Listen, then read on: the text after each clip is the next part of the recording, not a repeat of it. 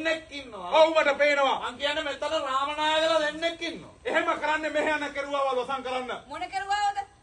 අනේ මේ ගොවියෝ ඉන්නා නිකන් බබඩවි. මෙයාගේ සමලිංගික කෙරුවාව. මොනවා? ඒගොල්ලෝ එහෙමද?